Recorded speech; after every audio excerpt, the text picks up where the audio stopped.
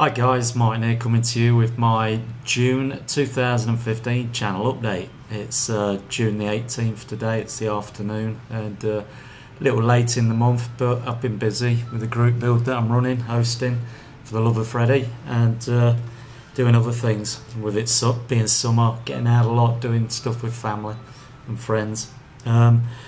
So where's my channel at? What am I doing going forward?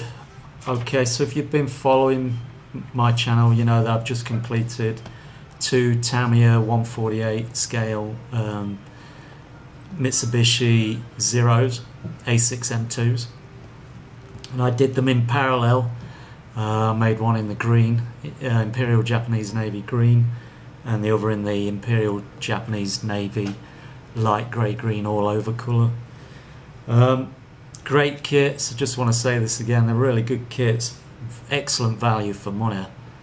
I didn't pay for mine obviously because Freddie sent those kits to me, but if you check out the prices on Hobby Link, they're only $10.84, scalehobbyist.com, and for that kind of money, £7 in England, you're getting a great kit, it's great value for money. My thoughts, after thoughts of those builds. A lot of people in the comments, and thanks to everyone that have commented on my final reveal video, like the green one with the heavier weathering, heavier chipping, but I'm not so sure about it. My preference is the lighter grey one, the grey green one, this one, with the lesser chipping on it and less weathering. I just prefer that amount, I think, on this aircraft. I like it, but everybody has their own preferences, and this seems to be the most preferred version out of the two, the one with the heavier chipping. But they sit side by side now in the display cabinet. I had to take out a Vaser too just to make some room for my models. I haven't told the missus yet, she hasn't noticed, so we'll keep mum about that. Anyway, so that's that, guys. So if you're ever thinking about building a Zika, a Zero, and you've never done it, they're great kits, great value for money. Alright, so what am I doing next? Well, after building the Arado, I really love the 132 scale. For my eyesight, now I'm in my mid-50s, it's a preferred scale for me, and there's so much more detail. So, but I'll never stop doing 148s, I'll always do them. It's just that I want to do a few 132s because the Arado was the only one I've done so far. And so I'm going to do a 132nd scale aircraft, and it's one that I bought last year with a Spitfire that I'm going to give as a prize. And I was going to do the two together in the Battle of Britain group build that starts July the 10th and ends October 31st. The same dates as when Battle of Britain occurred.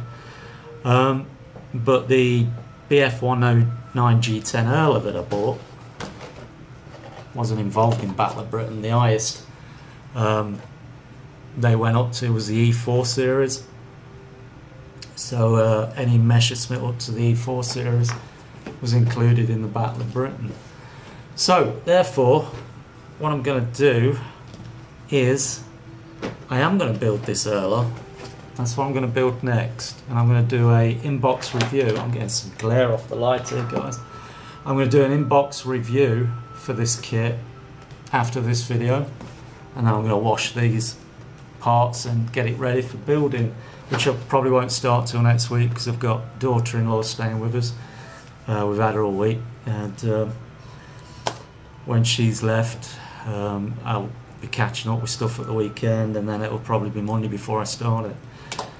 But so that's going to be my next build, the BF-109 G10 Hurler, another Revell Germany kit, and if it's as good as the Revell Germany Arado, then I don't think I'm going to have any issues with it. It looks great from what I've seen through the packaging, nicely recessed panel lines, clean crisp parts, but I'll discuss that in depth when I do the reveal after this video. So after that, what I plan to do, what I forgot to say was this will be my next build for the Love of Freddie group build, and I'm also going to enter it into Jermaine Hoskin's Big Bird Buddy Build, 1/32 Big Bird Buddy Build that he's hosting on the International Scale Modelers Forum. That's what the Arado was entered for. But I also have my diorama still to do for the Arado AR196. I have an idea in my head now. I had a few and I've narrowed it down to one which I'm going to go for. I'm not going to announce that yet, but it does allow me to incorporate a few 1/32 scale aircraft into that diorama, and that's going to be the second one of those. Now after that, what I'm going to do is the Battle of Britain group build. I do want to enter that, and I do want to do the Spitfire that I'm entering, giving away as a prize for the group build I'm hosting. So I'm going to get another one of those for myself. But I'm also going to do a kit that Freddie sent me, and that's the Edouard BF109E3 1/32 scale. It was used in the Battle of Britain, so that'll go nicely with the Revell Germany Spitfire Mark II that was also used in the Battle of Britain. So I'll do those two as a pair. I'm going to do those as entries into the Battle of Britain group build starting July 10th, ending October 31st. So that's it from where I'm going the next few months with my builds. And what do I have to discuss next? Alright, the group build presently as we know it. We're up to 21 confirmed entries, as people know have been following my build. I just received a video last couple of days from a friend who follows my channel. His name's Frederick. I won't give his last name, not yet, until I know he's comfortable with me announcing his last name. But he follows my channel, and he's encouraging his son, who's 11 years old, to join in with a group build. And when that happens, he sent me a video of his introduction video for the group build and what he's going to build, and that should be coming up within the next week, I think, on YouTube. He's presently active with school, with camp, and so he travels away from home, and he's going to try and get a bit in at the weekends. Some weekends he might come home on a Sunday and try to do a couple hours on his model, and then at the end, when he comes back home from the camp that he's at in August, he'll be completing the build that he's going to do. I don't think it hurts to announce what he's intending to build. He's going to be building an Italeri 1/72 Messerschmitt ME210, the predecessor to the 410. The 410 was the 210 basically. It just had bigger engines, Daimler-Benz engines put in, twin-engine fighter plane, fighter bomber, and it had two more powerful engines put in to make it a better aircraft, give it more stability than what the 210 had. So that's what he intends to build. So when his video is launched, I'll announce it in my next group build update video, introduce the young boy to us. He's only 11 years old, so he's now going to be the youngest chap that's joined us. So that's 4 young guys. This young chap that's 11 years old, and then we have JJ Modelling, who's 13, we have H Models, who's 12, and we have Jefferson Sheng. There you go, we have Jefferson Sheng, and he's 13 as well. So anyway, I'm really happy that this young lad's joining us, and I hope you all give him some encouragement when you get to see his introduction video. And I'll leave his channel name at the bottom of my group build video, as I do with new entrants. And I hope that you all follow his channel and give him some support and encouragement. Alright, so that's that from the group build.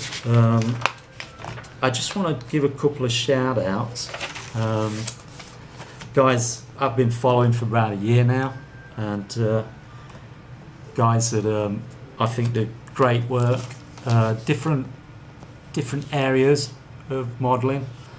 The first one is a guy named Classic Plastic 101. That's all one word, and his name's Chris.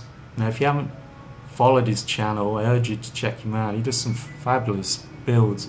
He does a lot of the older 60s TV series, vehicles and craft from those TV series, such as Thunderbirds or Voyage to the Bottom of the Sea.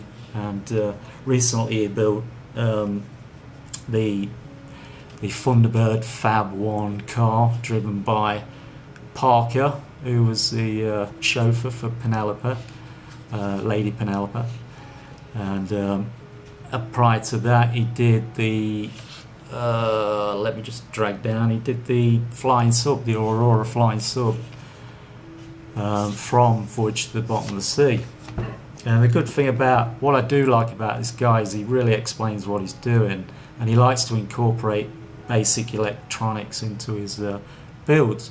So if there's any guys out there who've always pondered the idea of introducing simple electronics into their model builds, illuminating cockpits, illuminating wingtip lights, navigation lights, or illumination on cars or whatever craft they're building, this is a great guy to follow, because he gives in his videos he does a tutorial on how to do basic electronics, explaining why it's best to build in parallel or why it's best to build in series or both at the same time, and how to calculate your battery strength for the amount of LEDs that you use within a circuit, and excuse me, and what, depending on what choice of LEDs you use, whether they're blinking LEDs, whether they're static LEDs, etc. So great channel to follow, and very educational for those that are frightened of basic electronics, don't have that knowledge. He'll lead you right into it, and easy to follow steps with some simple diagrams that he introduces into his videos. So go and check him out, well worth a view. If you've not joined his channel, you're not subscribed to him, and you're interested in doing electronics, I recommend him highly for doing that. The next guy I want to give a shout out to is another guy I've followed for over a year now, I think, and he's very famous and very humorous. He does some phenomenal dioramas, a lot of great builds, builds a lot of different subjects, dioramas, tanks, planes, figures.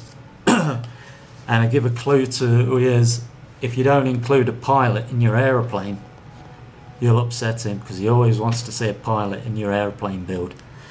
And if you've not guessed it by now, this chap goes by the name of Panzerman's Bunker, and his name's Bill. And go and check his channel out if you haven't.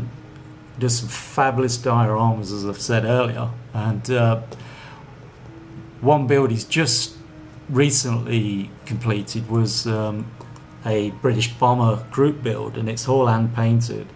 He did the Halifax bomber, and you know, just to see the standard of what can be reached just using a brush, a hairy stick, instead of an airbrush. I mean, he really does good work. But his ideas, his creativity that he comes up with for his dioramas, it will just blow you away. He does some mind-blowing dioramas, and if you've not subscribed, you'll get hooked on his humour as well. He has a lot of fun with his builds, and introduces all his builds with a screen card with a cartoon description of what he's building. So that's Panzerman's Bunker, known as Bill. So check him out if you haven't already. And the last one prior to that was Classic Plastic 101. But again, their names will be included down below in the description column. So that's it, I think. You know where I'm all going now. And 3 builds in front of me, plus my diorama. But I've got till December 31st to get the diorama for the Orado finished, which will include the 2 Messerschmitts. And every 1/32 scale build I do, I will include into the into Jermaine Oskin's Big Bird, 1/32 Big Bird buddy build as well. And whatever I can get done before my group build ends, for the love of Fred, I'll include them into those as builds as well, just throw them in there. So that's it, guys. I've said enough. 15 minutes are up and my disc allowance time will run out, so I'm going to say bye. Thanks for following my channel, guys. Thanks for all the encouraging comments on the last final reveal, and I have to leave. So Talio, guys, chocks away, happy modelling, have fun. Cheers.